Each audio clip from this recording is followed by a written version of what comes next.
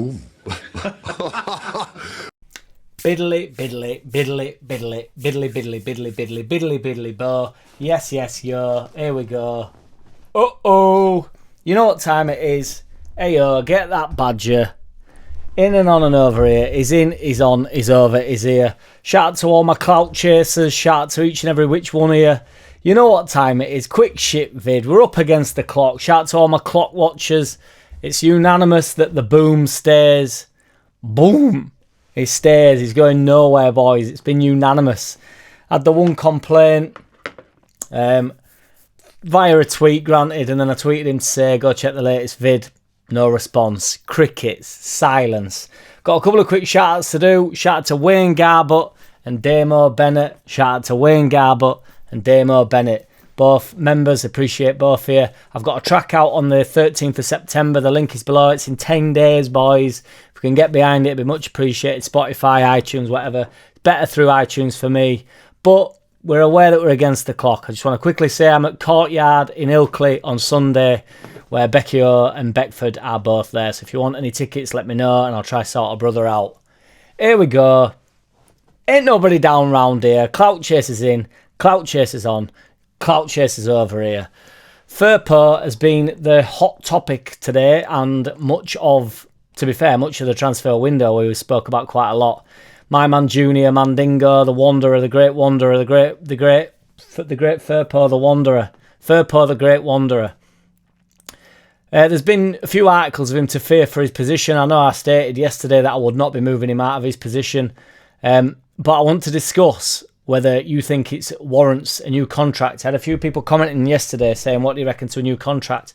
Now, Firpo, for me, if you ignored the Premier League that he had with us when we was in the Prem, and it was absolutely...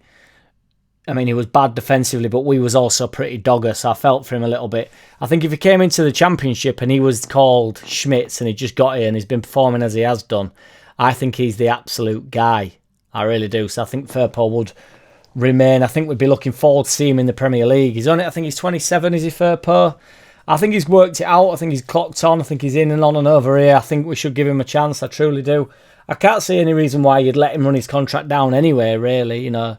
Just value-wise, I don't know what amount of money he's on. Begs the question whether they have offered him a contract and he's running his contract down, because I can't imagine... I just don't know why they would run his contract down. I think he does seem to be in Farke's plans. Farke fucker seemed to play him plenty, didn't he? Last season, so and he has been instrumental. I know I say it every time, but he's so mint around in and around box. You know, he's cool, he's calm, as cold as ice. There's been a lot of talk about Bamford. Now, I am a staunch Bamford supporter, despite, you know, through thick and thin. Now, the injury list is coming to a point, you know, it's coming to a pretty big head now, isn't it? And it's now looking like he will be injured even after the international break. And then obviously we're going into Burnley, which is a big game. So there's been a lot of talk whether we should have listened to offers. Now, you can't tell me... So people saying that 49ers should have listened to offers for him during the window.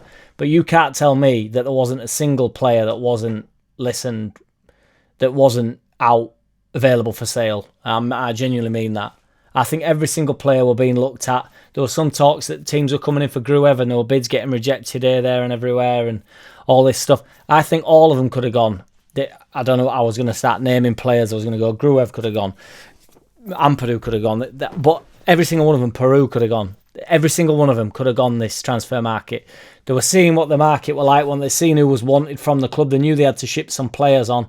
I think they were hopeful that sort of Gray and Somerville would do it, and then Rutters maybe got swooped up, snuck up on, really. Nonto signed a long-term contract, which is good for him and good for the club. It just adds, again, it's on that, not slightly the same as the Firpo contract issue due to the fact that Nonto's, you know, significantly he's a much more hot prospect in it. Nonto's definitely got a few more levels to go through, whereas obviously we're unsure with Firpo. But as I say, if he'd not had that Premier League season with us, I think we'd go up with him as left back and give him a proper chance, just like we did with Alioski. You know, I would actually argue we've sort of replaced with Firpo in terms of, you know, like his output going forward. He's dynamic, fast, sharp. What a transformation, love it. Bamford will still be useful. I know that pains everybody and everybody can't stand it, and you go on Twitter and it's like, I can't take another season of Bamford. Well, it's not going to be a season of Bamford, so don't worry. But Bamford will play a role in the side. I think Parisley, last 15, 20 minutes of each game, if we need to put him up top. It was also interesting that he came on as the 10, but we sort of ended up with him and Joseph up top, which I felt worked, to be honest, because Peru's not very mobile, but if Joseph can sort of double up and do either side of him and let him sort of just stand up top, we might be able to get away with that. And particularly as teams, if we 1-0 up, teams sort of push on a little bit, don't they? The supercomputer's come out, which is obviously far too early in the league for the supercomputer to be coming out, but it does actually work out pretty well, this. Not here, this is wild what it's come up with, but it does work in terms, further down the season when there's a lot of a lot of project matter, would it be called, like a lot of data for it to go on. It does sort of predict it quite well, but I mean, it's obviously 4 games in, it's just wild. So it's got Super Sunderland, they're going to get 119 points and win league. Burnley coming second at 101 points. Then it's Leeds at 99, Watford at 94, and Sheffield at 91. So I think they've missed a few variables there, But as I say, they're not a bad representation towards end of the season, certainly further into the season when they've got a bit more weight behind them. But obviously Sunderland are not going to be getting 119 points. I actually said at the start of the season, Sunderland were a surprise package this year. And, it's not much of a surprise, to be fair. They've got a decent side, but, they have got off to a flyer. But they will fall away, and I believe they will end up in the playoffs. I think it'll be us and Burnley that go up. Automatic. I think we'll go up top. I think Sheffield will get into the playoffs. Wilder looks fired up. My man Wilder. Bamford and Forshaw. He's got Muppets from Leeds. He looks like he's getting Sheffield fired up, which, is great entertainment, and it does make that game much more spicy. In it, I accidentally said he's great entertainment. I can't stand him, so he's not great entertainment. But it's greatly entertaining, isn't it? But that home game against Sheffield United will be absolutely bouncing, won't it? I thought Solomon was absolutely splendid the other day, and so I don't want anybody to think that I'm not saying this, but Twitter is going bonkers. So the thing is with Twitter as well, because I follow some guys on there, and some of them are sound. I'm sure they're all sound, but there's they all think I've got wild takes. So the only thing I do on Twitter is just have a bit of a laugh. Really, I don't think anything serious on Twitter. Anything I read on there, I don't take as read. I just go, is what it is. Let's have a look, or whatever. But some of these guys think they're really, really stats based. So, but then when the stat doesn't back up their argument, they don't like it. So, for instance, people staunchly want Meslier Silent S out the side because he's shot stopping and all this and that, but don't like the stat where he's got the highest clean sheets. They say no, that's the rest of the team. So it's not. Which is fine if you want to say, well, no, that's just the defenders, and every time Meslier Silent S gets a shot, he lets it in. It's like, well, okay, then. I mean, that just can't be true, but, whatever, if you don't like that stat.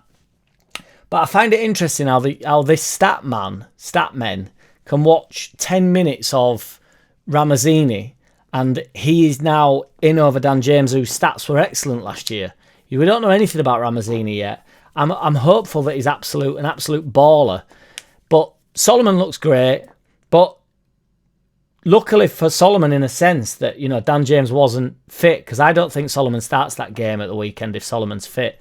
I think Solomon probably takes Dan James's position long term, but I don't know if Ramazzini takes Nonto's. So which begs the question: can one of them three, not excluding Dan James, so Solomon, Ramazzini, and Nonto, can one of them three play 10? Because I do believe Aronson will get pushed out. So who goes in the 10? And then it got me thinking, who's best, not only in the 10, but who's best for the rest of for the three? Because obviously if you put Nonto out wide, then it has to be Ramazzini, Solomon, or Solomon in the 10, which can't really happen. If we're dropping Dan James, for me you'd have. It depends if Ramazzini and Solomon can play in that 10. But really, I think. How do you think? I actually don't know. I'm going to leave that relatively open. I think ultimately the only way I could see that going is Nonto in the 10, really, or making it really versatile so they can all dip in and dip out. But Aronson does feel like he's more of a central attacking footballer, isn't he? So will they stick with Aronson? But then that means you've got to drop, if Ramazzini and Solomon are definitely coming in, then you've got to drop Nonto. Well, that ain't happening. So is Ramazzini in a fight with Nonto? Is he in a fight with Solomon? Is Solomon in a fight with Dan James, or is Dan James just sort of done for and it's just a super sub? What are your thoughts on that? Genuinely, I find that extremely interesting, and we will explore that more as we go. Appreciate every which one here. If you like this video, if you get out from it, if you like and subscribe, I really do appreciate it. Massively helps the channel. I've got a track out on the 13th September. The link's below. If you go check my music out, you get a shout out. Just drop us a comment. Take it easy, everybody. I'm going to drop in as often as physically possible. I know it's a dry time, dry January, innit? Dry September. Where there's not a lot going on football-wise, but we'll just try to get some topics going on. There's no point me not dropping in, because I do appreciate it, and it actually engages a little. I can engage a little bit more in the comments if it's not as wild on the old channel. So yeah, but I do appreciate you. If you watch them to the end, let me know that you watch them to the end. The boom stays. The clock watchers are in. The clock watchers are on. The clock watchers are out. We're no longer a wee clock watching. There's nobody clock watching round here. Ain't nobody down round here. The clout chasers in. Boom. JackCity, bitch. JackCity, bitch.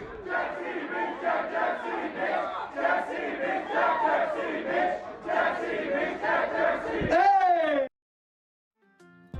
I don't wanna play no games. No, I don't wanna play no games. No, I don't wanna hear your promises. You do you and I'll do me. That's just the way it is.